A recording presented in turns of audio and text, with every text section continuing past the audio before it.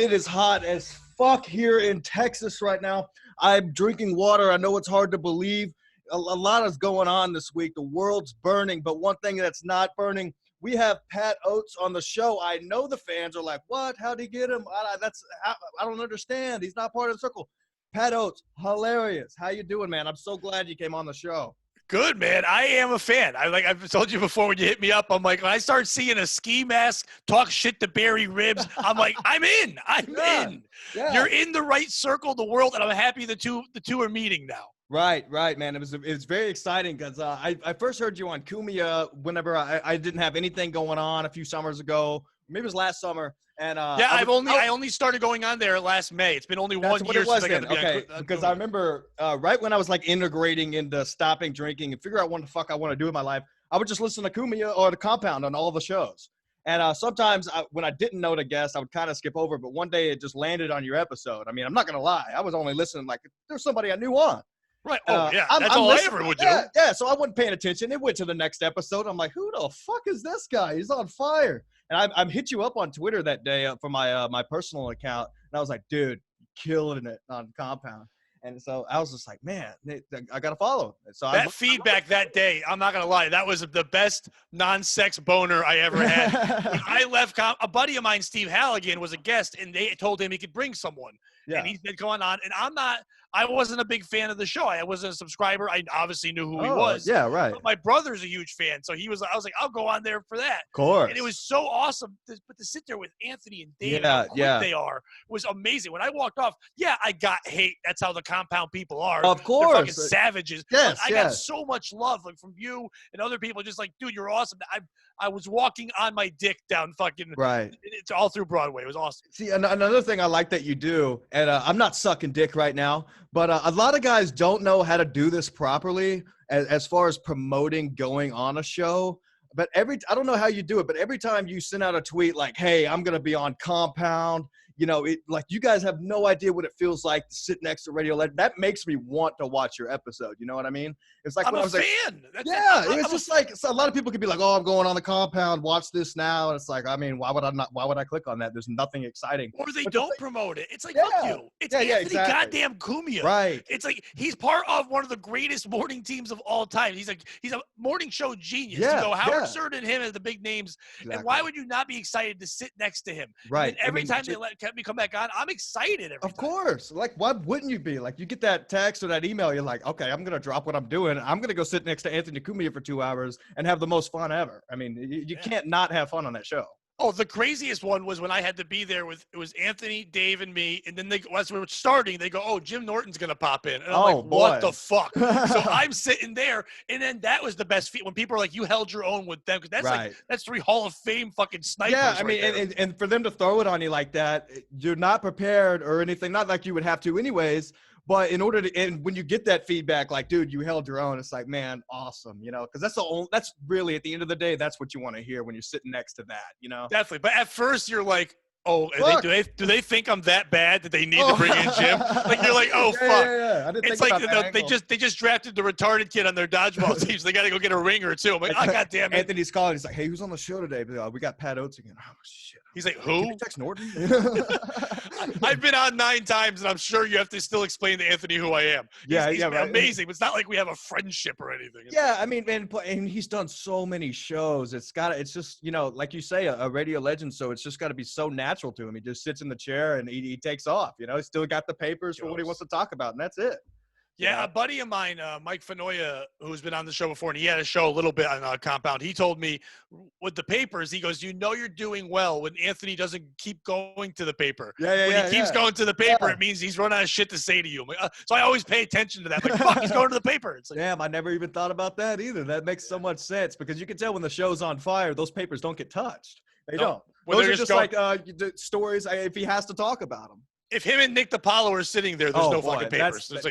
That's a show I want to hear. I love when Nick goes on. And it's weird because when I first started learning about Compound, I was always a Nick fan, and it always felt to me like he should go on that show more. But now it almost makes it like special when he does. You're like, fuck yeah, like hell yeah, this is. You don't want him on too much. It's right. Because the two of them, it's too much. You almost need a couple bad guests the next couple of days to get over that. Yeah. I got to open for Nick, and once again, he won't remember me either. But really? in a club in Connecticut for like it was like two shows in one night, and he doesn't watch the opening acts. He sits in his car in between. Oh, really? But anyway, so he's up there and he's doing his thing, and the audience is mostly DePaulo fans, and some of them were just people that came with them. And I'm sitting in the back watching him, and he's doing a joke about how nobody throws a shoe at Obama because he'd probably shine it. That was the punchline. So we laugh. There's a couple sitting in front of me, and the woman looks to the guy and goes, "Oh, this guy's nothing but racist." Oh, and the guy turns and goes, "Oh, he's not just racist. He's so much more." So I laughed hard because there's two different kinds of people. Yeah, there's a big dynamic going on. Like, don't you think like he would explain that to her before she went to the show? But I also love that he was like, no, he's not just racist. He's also homophobic. He's also, yeah. in other words, he's so much more. But yeah, he's incredible. He's so quick, so smart. Yeah, man. I was a patron to his show for a while there when I really cared about what was going on in the world. But I just like to, like you say, hear him when he does like appearances and things now, like I'll check into his show, but like I can't with the whole too much news. It's just like brutal for me, man. Even with Kumi, as much as I love it and I'm a fan, I don't watch it all. I watch it like once a week, maybe twice a week. Yeah. But I don't need, I'm not 100% conservative to the right, all that shit. Right. I'm like most comics. We're in the middle because we have to deal with both sides. Yeah, whatever. yeah, you got to, and especially nowadays, you got to be careful. And sometimes I just want to laugh. So, like, to me, if I'm on watching Compound, it's in hot water every time I can because that's just 100% pure insanity. And there's no – even if they try to go political, it's so fucking nuts and crazy. It doesn't matter, See, sometimes that show's a little much for me, like as far as just some of the cock. Lots of cock. No, I love cock. Cock's always funny. Cock. It's just like when there's so many different characters going on. It's like if you don't keep up with the show, you're like, what the fuck is this new character? You gotta like kind of take a moment and like scroll through the feed and be like, okay, what has happened today? It's like, who is this guy? Like. Well, I think the cool thing that happened for that show was the quarantine in a weird way, because making Aaron not be in studio, they don't make him do 1,000 different characters. He focuses on one. Steve and Garrett have fucking risen. The four of them are an amazing team. Steve doing the Rapesh voice and all that. It's been so great that way. But that show, like Kumia, I can just be me. I can just rattle off dumb shit, say whatever. Right. It's fine. To be a guest on In Hot Water is like being in Double Dutch, where you have to like choose your spot. You have to know the show. Yeah. Because if you don't, you'll just get lost. Yeah. And I luck out that I'm a fan. You're going to get like plenty of sleep the night before. Like, fuck. Like, you're probably going to be a little wore out when you get done with that show. Yeah, I'm on Kumia for 2 hours. Yeah. I'm on Kumia for 2 hours, and it feels like an hour. I'm on In Hot Water for 20 minutes, and it feels like an hour in a good way. But you're trying to keep up with Gino and his shit, and then fucking Aaron's 80 voices and Steve and Garrett and all these things, the video clips and the dicks and the fucking all this stuff going on. Lots of dicks. But dicks are always funny, and especially in a show like that. You know what I mean? Oh, dude, there's so much good content out there. Like it's really amazing how far it's come within the past few years. Even if it is a paywall, it's like, wow, people are going out of their way to subscribe to something that they like or they care about. But I appreciate it more. The fact that I pay for it, I appreciate it more. Right. I listen to some free podcasts, but not too many. I listen to Tim Dillon, Cumtown. Those are the ones that do like every week, which I love. And I know they have Patreon and stuff, but I'm not going to pay extra for that. I like those. I like Shane Gillis, stuff like that. See, but for the most part, I want to pay for my content, so I know I want to listen to it because I enjoy it. This may sound so naive of me, but I became a Shane Gillis fan when he had first started A Fair One, the show on Compound. I was like, this is different. I was like, I like this dude. He's like a hillbilly dude out of nowhere, and I would always promote him on my page. And then so I subscribed to his Patreon and his other show. And then after all that shit blew up with him and stuff, I'm like, fuck, everybody knows him now. Like, it didn't feel like a special thing, I didn't know anything about him. For him, but it's like, fuck, when I watch the show now, I'm like, oh, it's a little different for me. I knew he was a comic, and I had heard of him. but I didn't know anything about him until, the Chinese incident. Yeah. And then once Yeah. that happened, my first instinct was go listen to the podcast. Right. And I love the dynamic of him and Matt. Yeah. And Yeah. same as you, I really felt like it really was a secret show. I was part of this thing. Yeah. And then he got international, and I did kind of fall out of the show. It was like, I have. now the world likes it. It. I haven't Right. listened since the quarantine, really. I haven't listened to. I mean, honestly, I think I may be still a Patreon, but I haven't listened, and I didn't. I stopped. Honestly, I stopped listening to him because I know he didn't have a choice really if he wanted to get where he's going. But when he stopped showing up to a fair one on Compound without notice to the fans, because I'm sure there wasn't a lot of fans listening to that show. There is now. You got Landau on there now with Tommy Pope. That's a great dynamic. But when it was first launched, I mean, you had the same callers all the time. Mike from Manhattan, hilarious. I would call in just to give Mike from Manhattan shit. When I first started doing comedy, I was also running a comedy club in Connecticut, and we booked Tommy Pope, and I didn't know who Tommy was. He's hilarious. Not only is he hilarious, he's the greatest fucking hang. I mean, Mark Norman always talked about him being the best hang. Tommy Pope, drinking with him when I was drinking, just being an animal, just one of the funniest fucking. You forget he's this comic. He's hilarious, but he's just this animal and just so fun and so you feel like you knew him forever when you hang out with the guy. I got the same feeling from watching his show because I watched every episode of A Fair One for a long time. And it was, months went by before I was like, you know what? Let me look this guy up on YouTube. I had no idea that the credits that he had from doing stand up. I was like, man, but why isn't he out there doing it more? Like he could. And that TV pilot he made, that was a pretty good pilot. I watched the pilot. Delco. Yeah, that shit was hilarious. Did you watch the Shane Gillis one? It was Tires, I think. I did watch that when he put the clip up. Yeah, that was pretty good. But it felt like it was kind of the same thing. Listen, I only can take so much humor from that area of the fucking country too. Right, I get it. The voice, whatever, stop. We all talk like a thing. I get it. But I mean, everybody's going to get their shit. Like, even when I launched this, the first time I said I was from Texas, of course, what did I get? Oh, only 2 things come from Texas. It's like, come on, man. Like, I've heard that joke so many times. At this point, it's just annoying. It's like, it's not even a joke. You know what I mean? It's like, fuck? And gays only come from Texas because you guys make them leave. See, there you go. That's a good joke, people. Do you hear that shit? Next time you hear the steers and queers, that's what you respond. You don't find them there. Right. You guys ship out meat in 2 ways. Right. What are you gonna do? Find them together? Huh? Yeah. If you find a gay guy in Texas, he's hanging from a tree. Yeah. I mean, I don't know. Man, I just wish the thing about it's so weird here in Texas. It just feels like there's no comedy scene. It feels like I'm here, I'm missing out. It's why I want to get out because it's just like there's nowhere to go. There's like no club. What's the scene? Austin's the scene in Texas. I mean, right? yeah, but you basically have Cap City, and that place is like a mini California now, where it's just you would have to just be very careful going there. Last time I was in Austin, I went in 2015 to see a band that I like. And some people, started some shit on the street because they were a horror punk band and they didn't sing about, politics.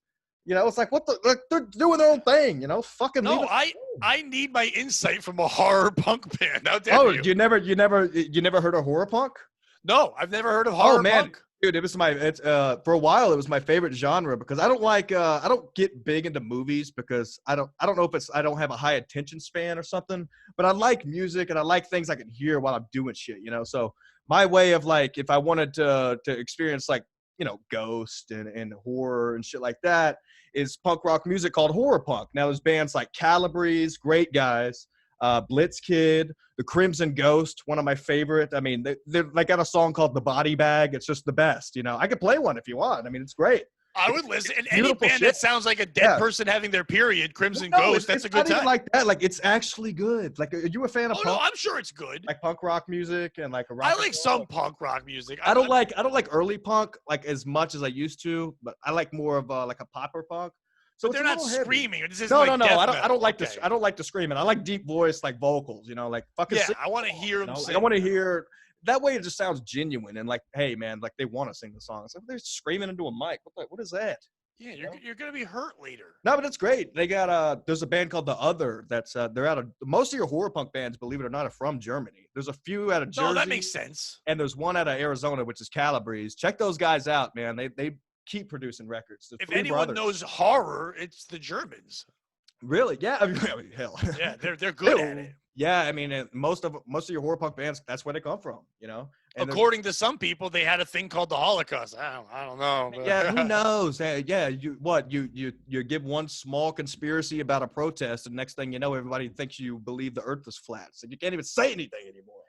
Well, it's flat because all the Jews died. The Jews died and flattened it out. They were keeping it bagel shaped, and the second they died, it became flat. That's what happened.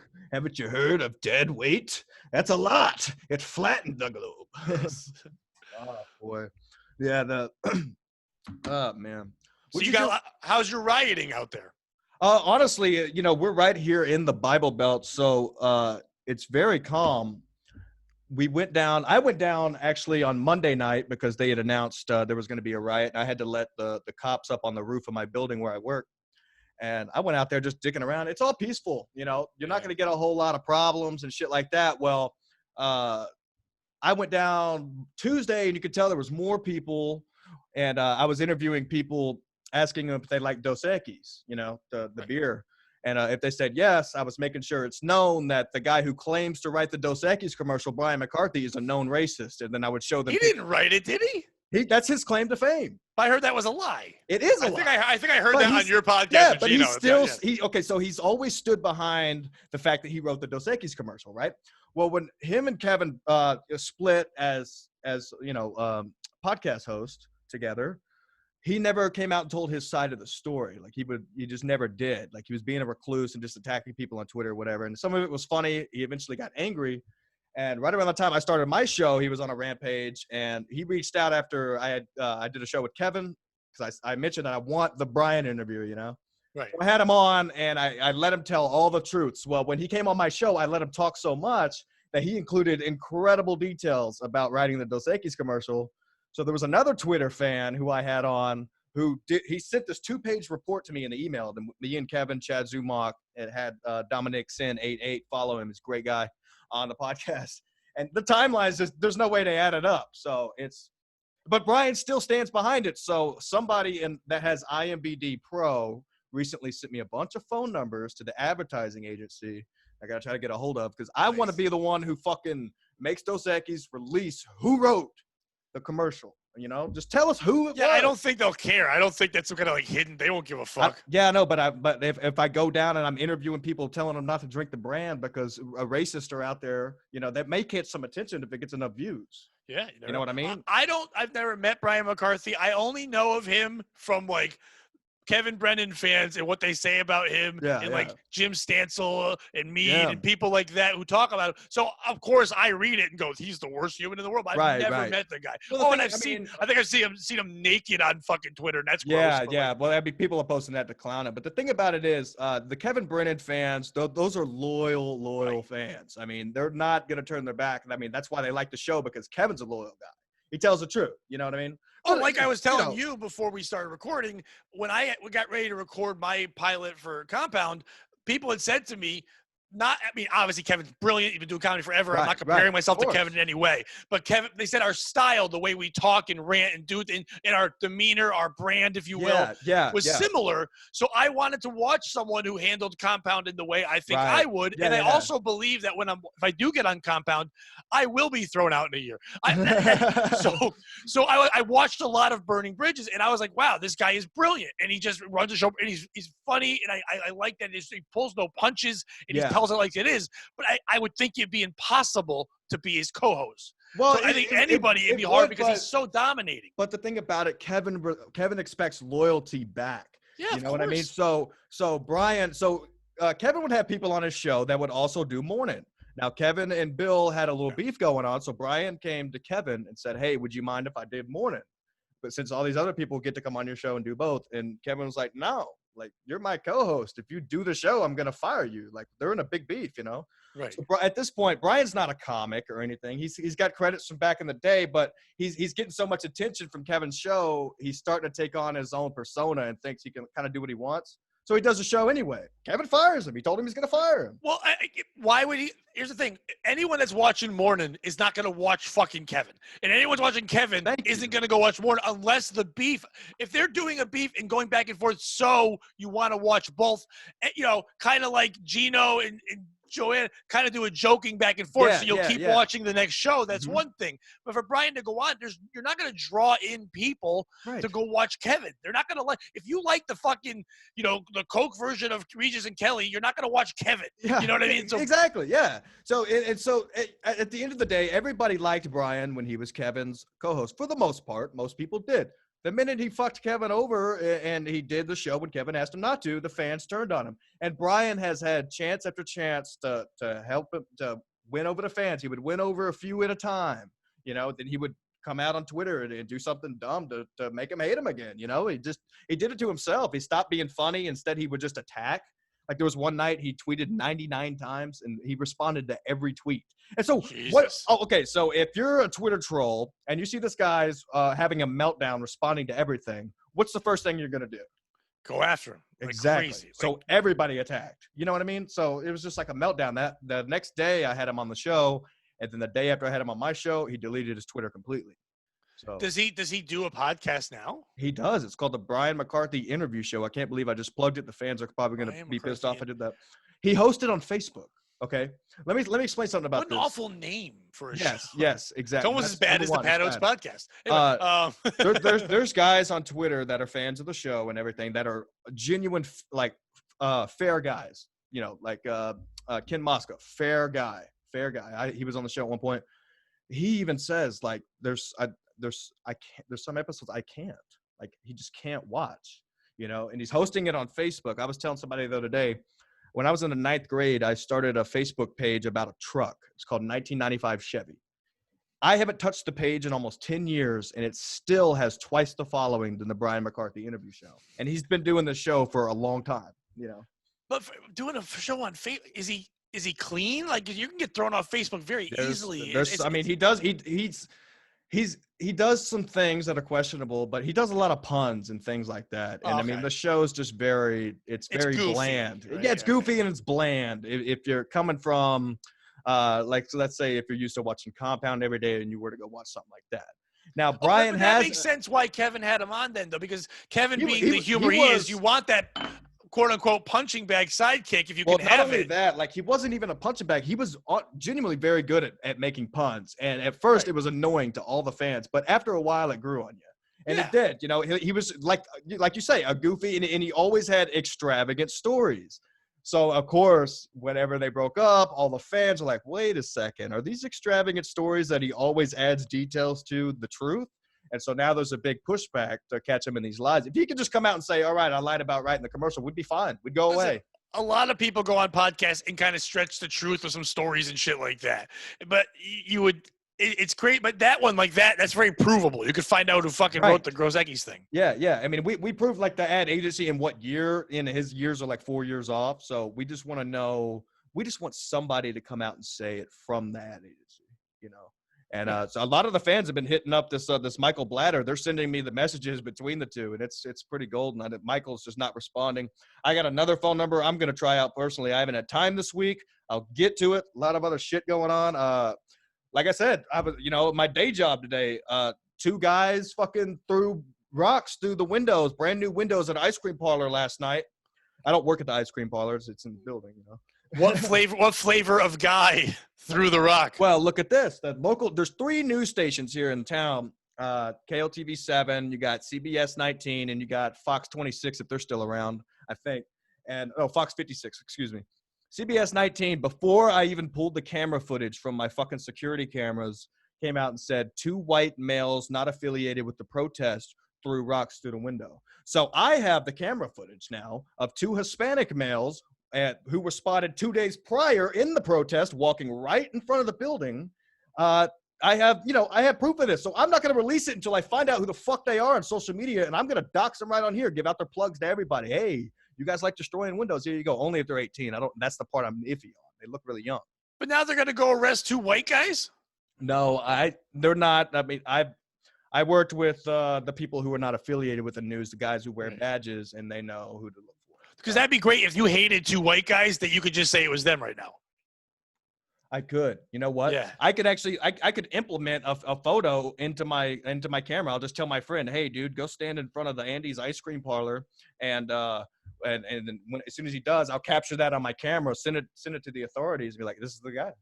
Or I would say it was Brian McCarthy and Mike Blatter. And if you guys don't tell me the truth, who the fuck did Dos Equis, you're going to jail. I meant to tell the fans. Yes. Anonymous has been in touch with me. They are getting down to the bottom of all of Brian McCarthy's lies. Now, I'm getting back to them. We're trying to figure out a whole plan on where we're getting out with this, but they have a lot of good information coming out.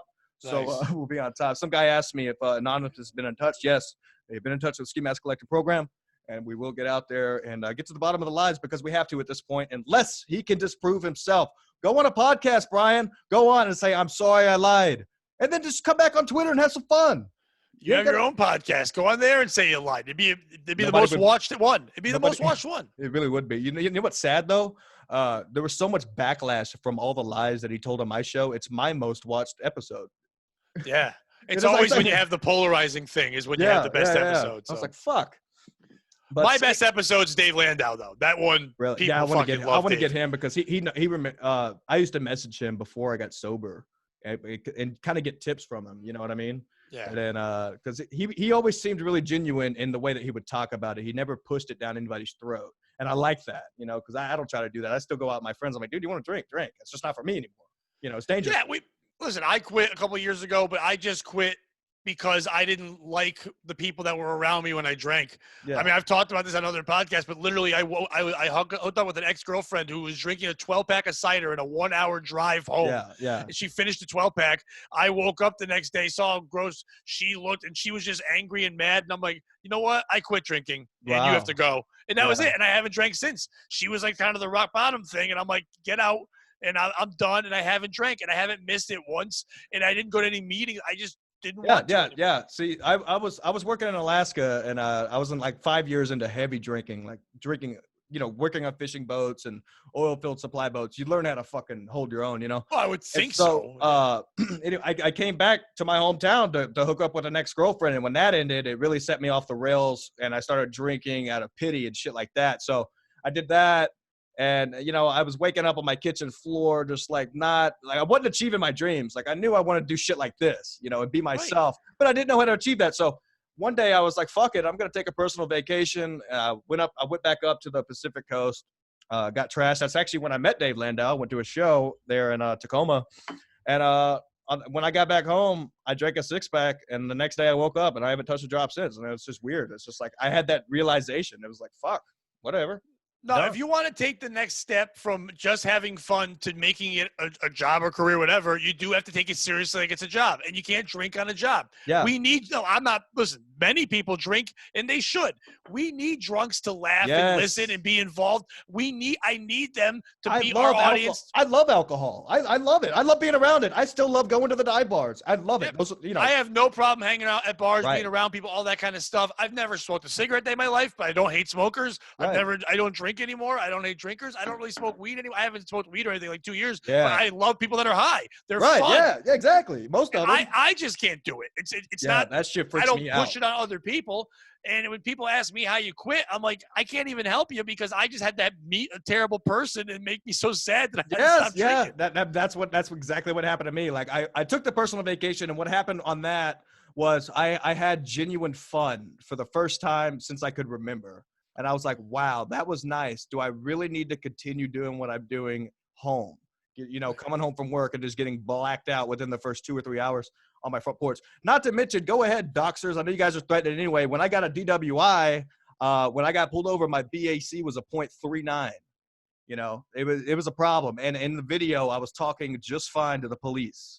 You know what I mean? So that's an issue. You know, it's like fuck. Like but issues don't stop alcoholics. Like, listen, the week after 9/11, my buddy of mine was going to be sent off to Afghanistan. So we all got together and drank. I drank way too fucking much. My friends told me not to drive. I snuck out the back door. I drove down the highway. I flew my car over a guardrail. The engine block came through the car. Broke my heel. I have a shattered heel to this day. No tendons in the heel at all. Ooh. Broke my ribs. Almost died. Almost did.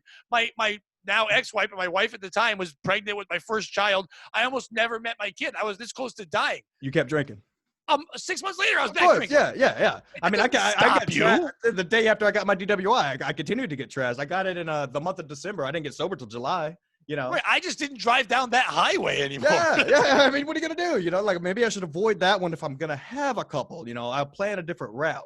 Yeah, I put a ribbon on that telephone pole I hit. There you go. I'll always say though, I will stick to my guns on this. I was always a worse driver hungover than I was drunk, and I don't know. I mean, maybe it's just because I don't believe what I'm doing. But when I was hungover trying to drive and shaking, you got the scaries and shit, and like black clouds are like popping up in your eyes. It's like fuck, man, I can barely hold on the wheel. Oh, that withdrawal shit. When you start drinking so much that you start to know what heroin addicts are like. Oh, I dude. did that when I was in college. I was drinking so hard. My dad picked me up. My brother and sisters, we all went somewhere for like 3 days. The first day, I was sitting there shaking. He didn't know how much I drank. I was like, I had to stay at the table. I have to drink right now, or I'm gonna die. I was dating a nurse recently, and I was explaining to her when I was going. Woo, nurses! Woo! I was explaining. They're the real heroes. You're the real heroes of the world. The real heroes of TikTok. You're the real secretary to doctors. Shut the fuck up. Doctors say people. Nurses don't say people. Nurse, grab that syringe. Wait a second. I don't know. What's filled with it? Don't worry about it. Just hand it here. Shut up. Swallow. Listen, Swallow, you went to school for how many years? Yeah, you went to school to be quiet. Hand me the tools. But no, like I was explaining to her my process of detox. And she was like, you could have easily died. And I was like, really? I mean, I was like, that was the only way I could have done it. Like laying in my apartment on the kitchen floor and sweating it out for 4 days in a row and not moving, Yeah. Like it depends what you drink. If you're like a fucking vodka drinker or something like that's that. That's what I drank. I drank a bottle of vodka a day and normally about 12 beers following that. And if you don't believe me, anybody I know that can attest to that, it's not something to brag about at all. It's just where I was in my life, I think it's funny when there's people like, you couldn't do that, but it's like, it's not a bragging point. It's not a bragging point. When I was in college, I was drinking a 30-pack a day and then also doing half a bottle of Jameson. Right. But I would wake up in the morning. I wasn't proud of it. I'd wake up, and I was playing rugby. I would go practice and play games drunk. Yeah. All the time. I couldn't function. I didn't like myself, and I was drinking because I thought people liked me more when I was drunk. Yeah. And that's the only reason why I did it. Yeah, same. Yeah. Because when I first got sober, I'm like, oh, people don't like me. It's different, But things quickly change, and you realize you kind of only liked being around those people because you drank. So now you don't even see those people anymore. You also realize that those people suck too. Yeah, they're a little boring. You were hanging around other shitheads. It wasn't it was all a good time, folks. Yeah, so in reality, the only time all of us come together and it's fun and we're not boring is when we drink. If we're not drinking together, it's like, dude, what are we doing? Like we got our own program going on, Like I'm dating myself because I'm much older, but like the TV show Cheers, when you watched it, you would sit there and go, how cool are all those people? Those are the saddest people. People that are always in a bar just who have nothing else but sitting there at a corner alone, pretending to have a personality, pretending to have friendship through scotch. That's sad. In a weird way, when I was working offshore, I would work 28 days out there. So I'd have to be sober for 28 days and I would be home for 14. But I was always attracted to that for some reason. Not anymore by any means, but I always I would love just going and sitting at a bar, even though I could just get trashed at my apartment. I would just go to a bar at like noon, and I wouldn't leave until 9 or 10 o'clock at night. And just sit there all day, drink, because you make good money out there. So it's like fuck a $400 bar tab, whatever. Just keep them coming, Because you're just trying to get through life. Yes, that's all it was. The 14 days flew by like nobody's business, and next thing you know, I'm back out with the boys, and that's what my life was. I had no home life. It was just getting trashed. Great memories, though. I did a lot of fucked up shit, and that's honestly why I can't smoke weed, because the weed makes me paranoid, and it makes me think about some of those old stories that I'd rather not rehash at this point. Maybe one day, but it makes me like freak out. Like, why'd I do that? Why'd I say that? When now I'm like, fuck it. It was worth it. It's hilarious, Well, that's why I would never do acid or mushrooms ever again, because I know where my head is. Yes. I don't need to explore that right now. You're exactly like me. I did mushrooms one time, never again, because I knew even on the verge of taking them, this isn't for me. Right. I would be the type to freak the fuck out because I have so many crazy thoughts in as it is, But that being said, I don't like sober women. I need I still am attracted to drunk women. And that's who I like. Sober sex is fucking weird. Like, so that part is the weirdest part. Yeah, it's like, hard to get used to because when you're fucking when you're drunk, it's easy to like be like, I like this, whatever. When you're doing it sober, you're like, how do I? I overthink. I mean, if you're Exactly, a creative same, person, yeah. you overthink. So I'm sitting there having sex, thinking about it, and all of a sudden it's like, oh, do you have like ED? Like, no, I'm just thinking too much. Yeah. But like, I was thinking about how you didn't smile at me earlier. That's why I can't get hard right now. You're like, what? Why would you think about that? I don't know. Insecurities. Yeah, I got to. Have you heard my show? Yes. I got a lot of problems. It's like, listen, lady. I don't speak drunk anymore either, though. So like when I would be around people that were drinking, and then they would get to that point, I would forget they were drinking. So like the next day, I would have problems with communication. Like, you said we were gonna meet here at noon. Like, I said that. I'm like, oh fuck. Right. So I gotta find like a crazy. Not crazy, but like a sober person who can still have fun. Because usually if you meet them, they used to drink and they're insane now and they're all red flagged up. So it's hard to find that normal person. So like I'm still getting through the stages of like dealing with some things with sobriety, but I've come to find out what I like and what I don't like. Like I've revisited some of the bars that I used to attend quite often. I go in there now. I'm like, I don't want to fucking be here. I'd rather go home and play a Metallica album, just chill, but then again, like if I'm going out to do something I want to do and I got some friends that might want to do that, I'm like, fuck it, I'm having a blast. We're having a good time. You can hang out with those people when there's an event or a thing to do, but to go to their fucking lair and like be inside that place where it's just like, it's only fun when you're drinking, and it's not even fun then. It's just a way to pass time. Yeah, it really is just a way to pass time. That's when because you lose a lot of those connections when you quit drinking. You're like, fuck, we were only hanging out because we had fun drinking. That's why I feel bad for the people the comics who. I know a lot of people made fun of people who started podcasts during this quarantine or saying like, what are you doing? Yeah. It's a way better addiction than sitting in your house and drinking fucking yourself nuts. It is. It is. Boozing up like crazy. I've been podcasting. I'm putting out 2 or 3 a week. I love it. You're always on the grind. And why not? And just to better myself, even if my listeners, I don't have a lot of listeners. I don't have this big Patreon. It's barely growing. Right. But I got to learn Zoom. I got to learn all this. It's made me a better guest on other shows. Yeah. It's made me learn this better. And I'd rather waste my time becoming addicted to this than sitting there and just killing myself. See, that's what's it makes it worth it at the end of the day, because when I did used to drink, my favorite pastime when I was hungover and at work, I had podcast in because I work alone. I would always have headphones in, listen to every fucking show. Like, oh my God, I just wish I could be those guys or do something like that. Now I have a show and it feels like, okay, that's why I did it. That's why I straightened up, or, that's why I did that fucked up thing or whatever, it makes you appreciate shit more. Most of the time. I mean, you still get the insecurities that stem from, whatever emotional problem you had when you started drinking, but you use those now to use that energy to do this. Yes. It drives you to do it. Without those insecurities, without all those fuck-ups, you wouldn't be who you are. You wouldn't be wearing a pink mask right now on TV. Pat, I'm not going to lie, man. Right before I sat down in this chair, I was not having a very good day. I just went through a breakup, and the breakup happened because of my insecurities. And it was one of those things that a lot of people told me, you don't need to get in a relationship your first year being sober. And I was like, fuck off. That doesn't make any sense. Why? Why would I not need to do that? You know what I mean?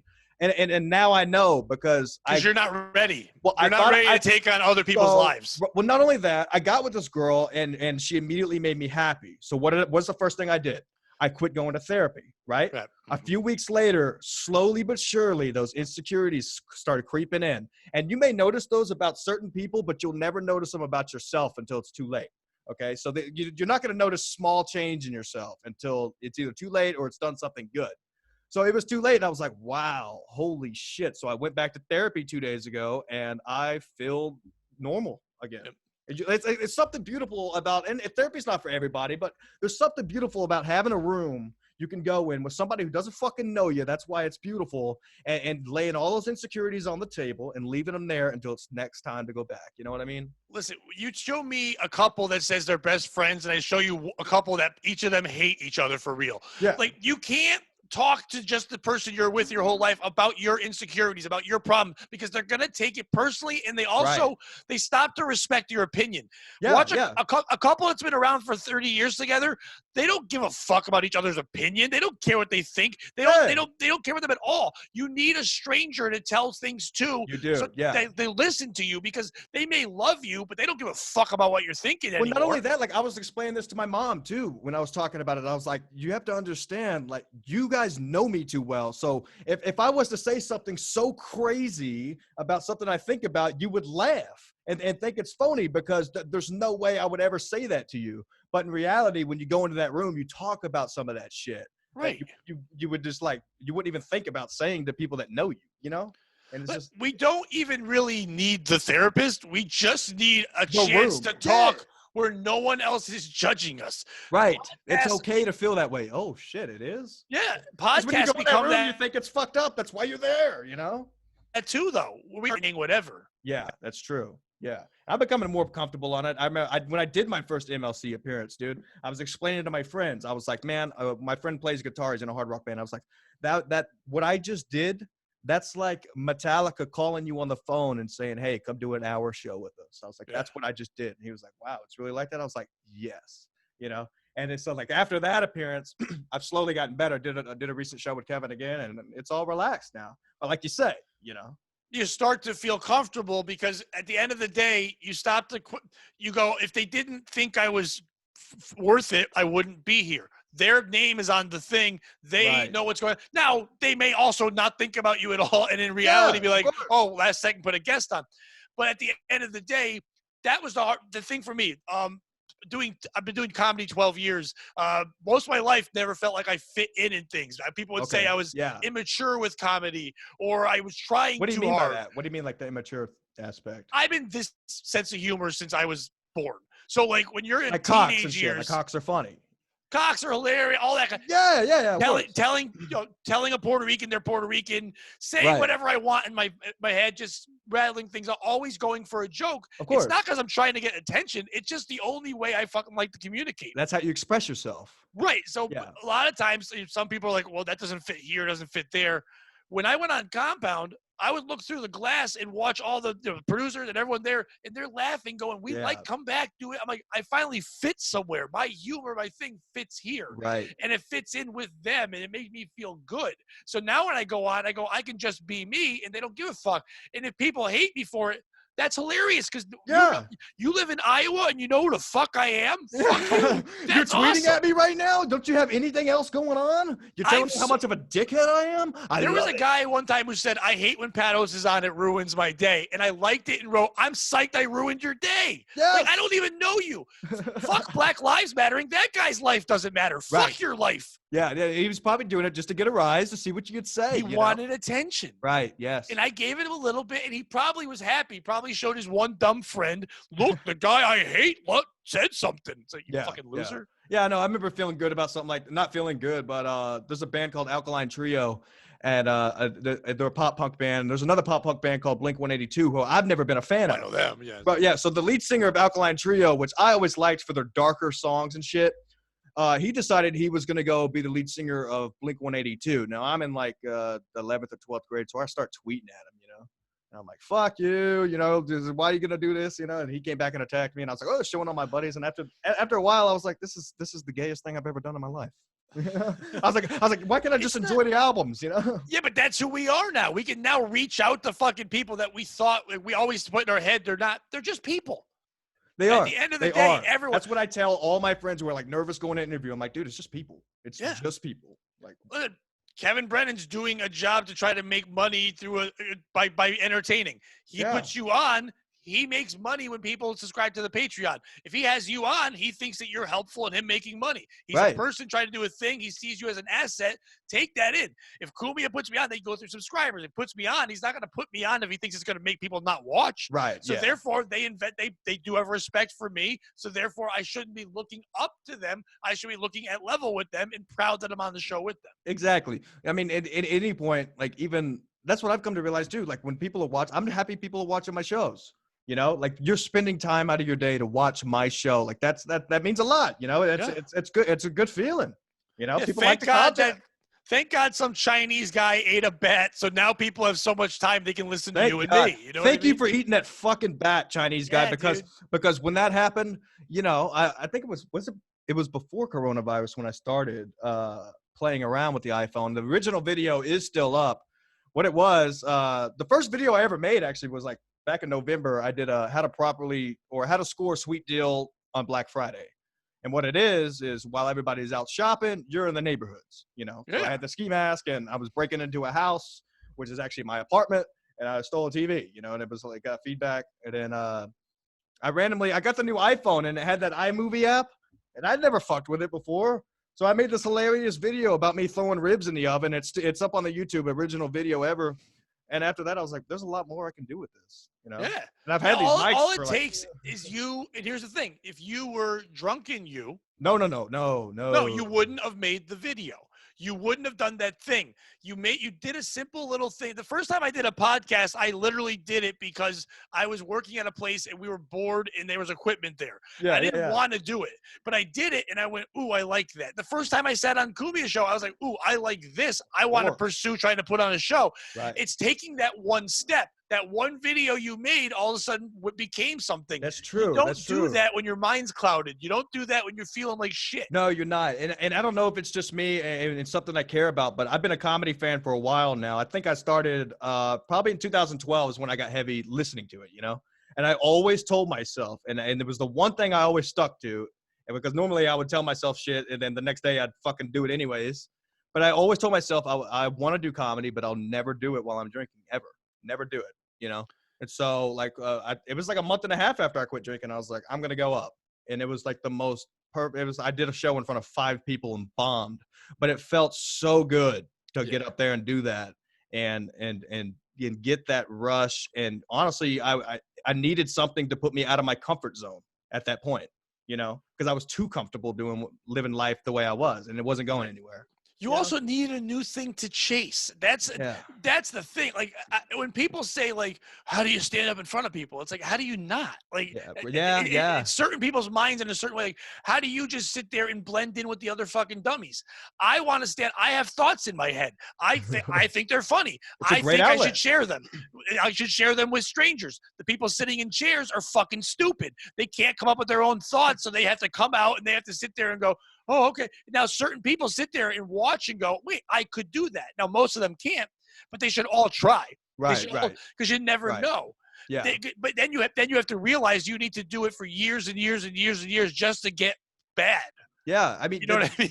Yeah. Of course. I think I've had some pretty good bombs, man. But you learn from those. You only I love bombing just as much as I do whenever a joke kills. I mean, I do. If you walk, we all know guys like this. If you think that every time you go on stage you crush, then you should quit because you're not getting it. Because you're not crushing, you're not listening. Where's your TV deal? You're not trying to get better. Yeah, Seinfeld's still fucking doing it. Right. Okay. Yeah. Exactly. Yeah, because there's a reason you do it other than just trying to be funny. It makes you feel good, and it's that outlet that sometimes it's the best way to explain it. I'm not getting deep into it. No, but here's the part I do hate when a comic goes, well, I do it because I love to make others laugh. No. Fuck others laughing. Yeah. I do it because I love the feeling of controlling people's feelings. I can elicit I can watch an asshole cross his arms and tighten his asshole and then right away get him to loosen the fuck up, laugh, and have fun. Right. I controlled that motherfucker. I changed his day. I feel good. That's my favorite part is being able to control a crowd because – like I say, comedy's not a big thing here. So when you do get a decent crowd, there's chatter, there's phones. They don't know the rules. There's a lot going on. In that moment, if you're telling a fucked up story and you've created it to make it hilarious and there's not a single person looking at a cell phone, they're going to have a good night and you're going to sleep good that night. You know what I mean? Like that's an incredible feeling when you could take people from their phones. If you could make a fat shithead trying to stop hitting on the other fat shithead without any ankles or neck and both put their wings down and spin around and laugh at your joke, you're fucking doing something. She buys all the bags of the extra large popcorn for $6. That's the only thing they sell at the comedy club. She smells like pork rinds, the good kind. It's like the spicy ones, the ones that melt in your mouth, not the overly crunchy. And if you can make him not get a handy from that pudgy walrus for 2 minutes, you're doing something. That's the test. If you can make them change, if you can make a drunken open mic bar crowd drop their other thoughts, stop being fucking cirrhosis-filled pieces of shit for a minute, and laugh at your jokes, or at least pay attention, you've got something. See, that's what I want to do next, man. I haven't done a bar show. I want to do a bar show. I'm trying to reach out because I'm going to go I'm doing a live podcast on Galveston Island, not this weekend, but the next. There's no venue. Like I said, I have my truck. So I'll be posting it, and I'll be on the beach doing a live podcast. That's what I do. Do comedy before the podcast. Yeah, but where? Like, where do I got to reach? Yeah, well, yeah, that's a good idea. Come early, hear some jokes, get a couple open mic guys to come to. That's what I mean, though. Like, I don't know. It gets them listening, and then you do the podcast. There's no comics here. What do I got to reach out to people in Houston that might drive an hour to do a show for free? I mean, like who was going to do that with me? I don't know anybody that to do that with me at all. You're questioning the dumbness of comedians. I've traveled hours and hours for 5 minutes and whatever. Yeah. Right now, no one's performing at all. Yeah. Listen, you've got a show that gets some people on they've heard of. Okay. True. Hey, this guy has his little thing. What you tell them, this is what when I started the Pat Oates podcast, there was a casino in Connecticut called Mohegan Sun, and there's a comedy club inside there. And I would do a live show there once in a while. I would get young comics to come. They'd bring 5 fucking people. They'd get to perform their act for 5 minutes on my podcast. So I'd have an audience. I would break down and make fun of their act, but their act got to be on my podcast. Yeah. And therefore, I generated some people in. The comics came. They knew that I might make fun of them or tell them they're good, but they also got to be a guest on the podcast. You put them on, you draw them in, and it gets people to talk about it. So shithead in Houston turns to his other friends and goes, I did this crazy gig with a guy with a ski mask outside. He's like, what are they going to say? Who books that shit? And all of a sudden, they're going to know your name. I book. They're going to ask you to come to Houston. You know what I mean? Damn, Pat. You just like rewired my whole way of thinking about this. I've been like stumbled upon this guy. I formed this idea about a month ago of traveling show. I think I know how I can do this now because I had, like you say, I've had names on my show that they've had a lot of listen to. You also have a lot of comics want shows. Most comics don't want to put on shows. If you show the drive-in initiative, people will be drawn to you. People will book you just because your name's on a flyer. If you make the flyer and you're on the thing, they're going to go, well, I want to be on that thing. Right. So then they hit you up and put you on something. They'll want to be on your podcast. They'll have you on their podcast. You'll cross-promote. It won't draw a big audience, but it'll start a buzz about you with really no other reason that you just started something. I want to do my show. That's a good, because I live 5 hours away from Galveston. I'm going to travel down there on Friday. What I'm thinking is now I'll post in the Houston Comedians Forum where all the guys post, and I say, listen, Ski Mask Collective is doing a show in Galveston on this date at this time. I need 5 people. Email me your information if you're interested. Meet me there, and we can all do a stand-up show. You know what? That's it, and we'll do a live podcast after. I would even say, fuck the 5 people. I'm doing a show, doing an open mic before it. Ooh. Come on out. You get a couple minutes. On the beach. On the beach. So depending, if you get 5 people, then you give them time. If you get like 15 people, you give them all 2-3 minutes, because believe me, they don't have any act right now. No one's performing. Yeah. And then you have it all stay there, and you ask a couple. Not all of them will all be in a podcast. Ask a couple to be on. Right. And then they'll get a little buzz about it. You know what I mean? Draw them through. Just say, who wants to come out? I'm going to make shit happen. Yeah. I like it. We're going to get things going outside. And then other people go, I'm not going to go to that, but they're going to get mad, but go. This fucking guy from 5 hours away is going to come to our area. Exactly. I'll go see how bad he is, and they're going to enjoy it. Well, not only that, though, they'll probably look up my show and because it's going to sound retarded when I tell them. Sorry for using that word, PC fellas. But I'm going to be like, yeah, man, Ski Mask Collective. And they're like, what? What is? But then they'll look up a show and be like, wow, it does have momentum. It has a purpose. Well, see, let's do the show. You know? Remember, now you got to tease them like they're a girl and you're playing hard to get. Right. You don't push down their throat. You have the show. You just say from the Ski Mask Collective podcast. The Ski Mask. And then you keep using that and going, what is that? What is that? I need to know what that is. And they check it out. And then while you're promoting it, make sure once you get some of them to friend you, that's when you post, here's when I had this person on. Here's when I had this person on. Like, oh, shit, he's got people on there.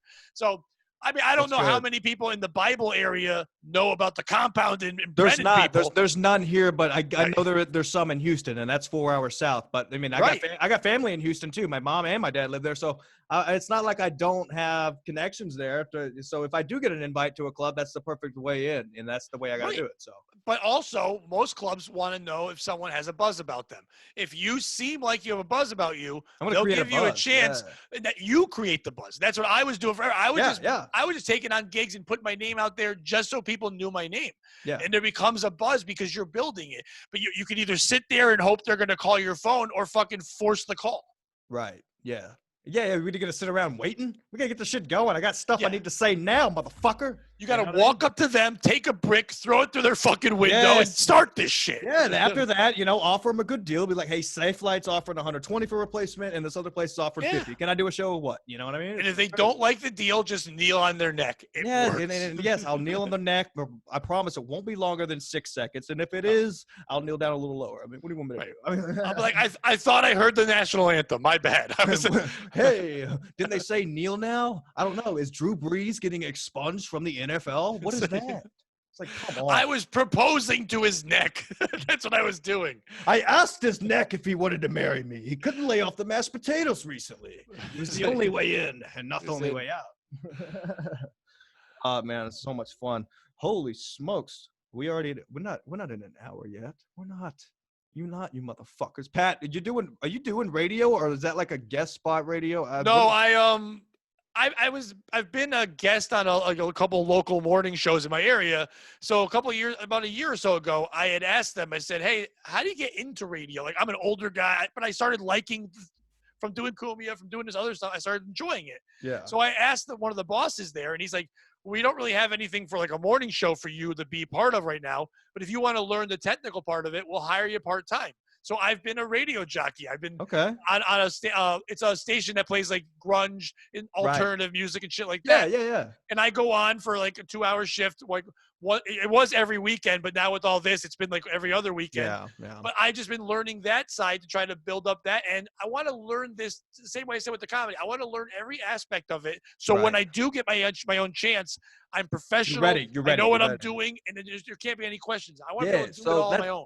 That's great. I mean, because you're getting comfortable with the equipment and everything else. Like when I've had these mics for a while, and when I would first set them up, it would take me about 45 minutes to get it right. I could set this shit up in 5 minutes now. You know what I mean? So it's like, you know what you're doing. At first you're like, what does this button do? It's like forever. I had a buddy as a co-host, and he really didn't add to the show, but he owned the equipment. And then he had some extra shit, and he goes, I can't make it one week, and showed me quickly how to do it. Yeah. I started fucking around with him. I'm like, I don't need him. And he still comes on and jokes around me on my Patreon and stuff. But I'm like, I don't need him. I don't want to rely on other people to get my shit done. Yeah, I want to be able to get it done. I want to learn all this, because if someone's going to say to me, we'll hire you and give you a show, but we can't afford a producer. Yeah. So we can't do it. I'm like, I can be the producer. I can do that. I can learn. I know all this shit. So I figure learn every aspect of it. Exactly. You do solo shows sometimes, right? I was doing them for a while. Actually, what's the name of that fucking podcast that shit on me real bad?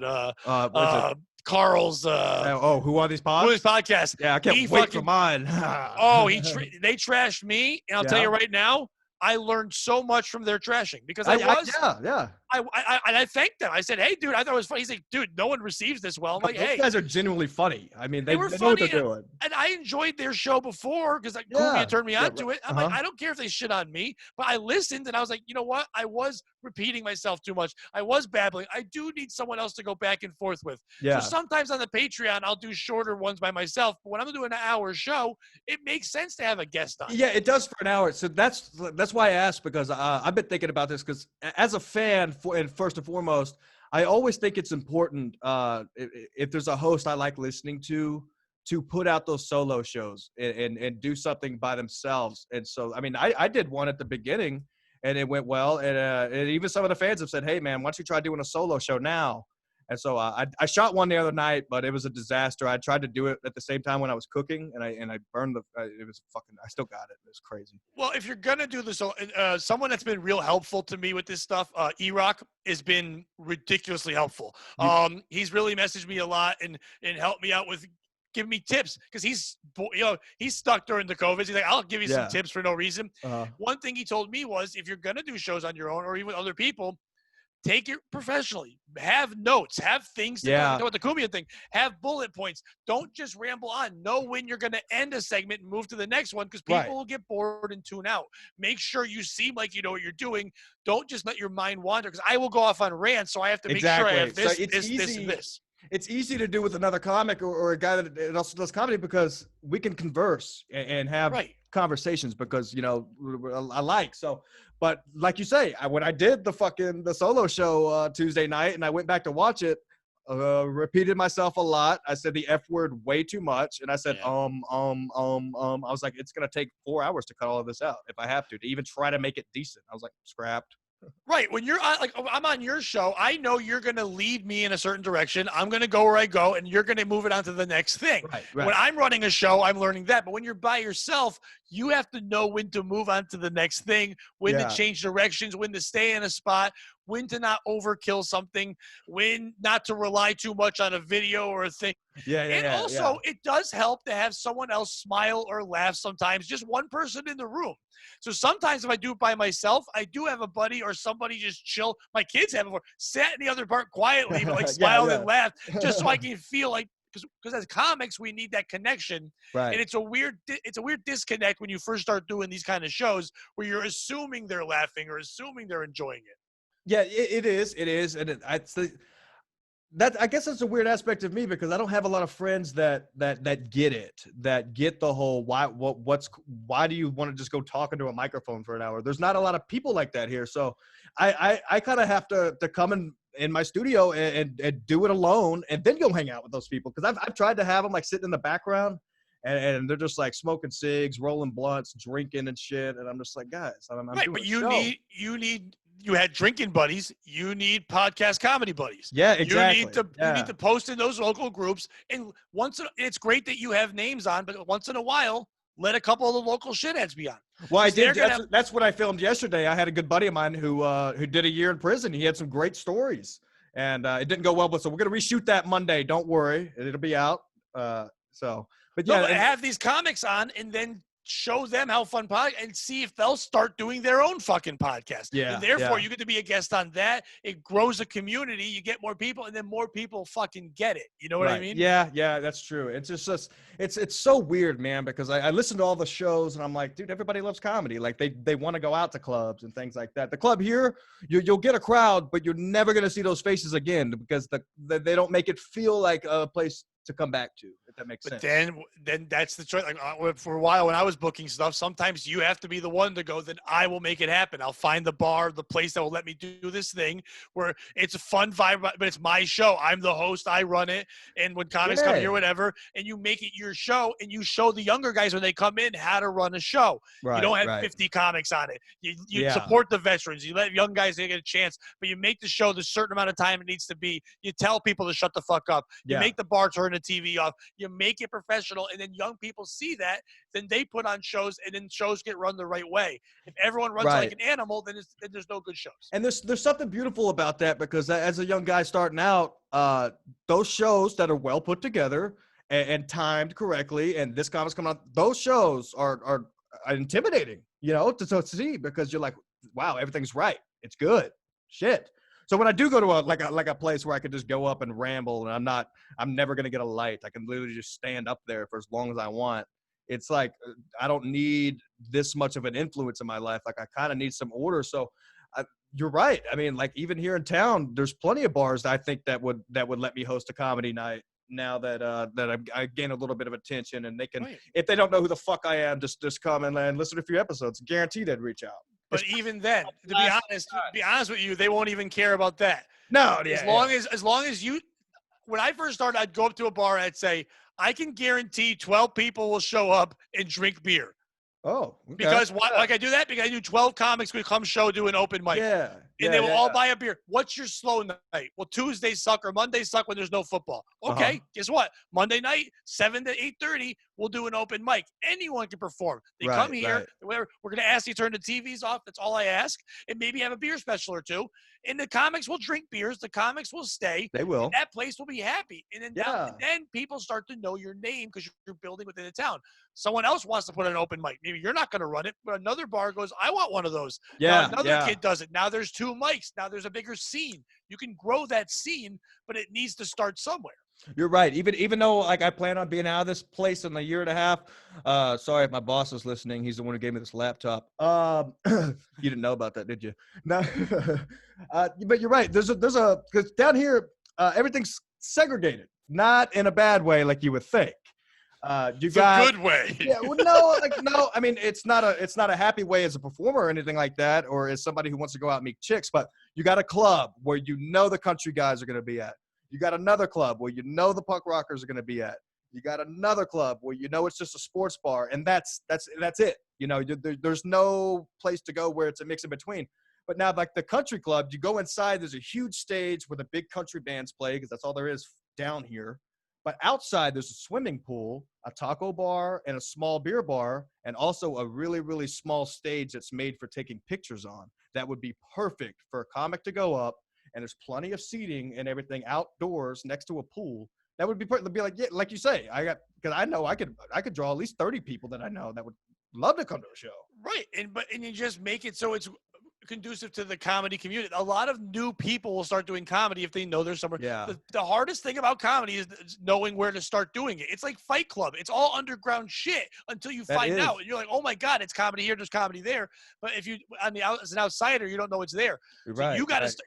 You got to start that shit. Be the pioneer. Be the ski mask you want to be. Yeah, I'll be the ski mask they deserve. I'm going to get out and get it because guess what? I went back to therapy. I have a renowned sense of confidence. I'm back out here getting it, okay? You got videos of Hispanic people doing damage. You're killing it right now. You know what? Because this is my plan. I want to find out who those guys are, blast them on SMC, then I'll release the names to the news programs here in town. That way my show's out before the local news. You know what I mean? Take that, Spix. Yeah. Oh, adios mio, aquí. Hello. I'm going to get shot. No, they'll just throw a rock at you. That's all. They will throw rocks. You know what? You know what the worst part about that is? The rock garden that they grab the rocks from right in front of my building. So midway through the day, my boss, he comes up to me. He's like, hey, man, you know where that wheelbarrow went? And I'm like, no, I haven't seen it. He's like, yeah, I know you just put those rocks out to make it look nice, but let's go ahead and move those rocks back to the basement. Yeah. So these motherfuckers come in and throw rocks through my windows. Now I got to move rocks. You know what I mean? So they made my job harder. Now I'm going to dox them on my show. I have no choice. You have to move the murder weapons away from the garden. I broke a sweat. Now I'm in a nice looking rock garden. Now I got to put flowers and shit that people are going to step on. That's not my job. I just got to make the call. Yeah, you have to do a Mexican's job because Mexicans ruin your day. That's the worst. It's fucked up. I mean, I just got to make the phone call, but it's still, if something happens, I'll have to uproot it. You know, yes, I'll have to fix the sprinkler. Whatever. Need justice. I do need justice. I need real justice too, not this phonyism that these news programs are putting out here, man. I can't believe it, Pat. Justice for ski mask. You can't breathe in that mask. It's disrespectful. Yeah. I can't breathe. I sweat in this thing. Look, it's who I am. I'm the ski mask host.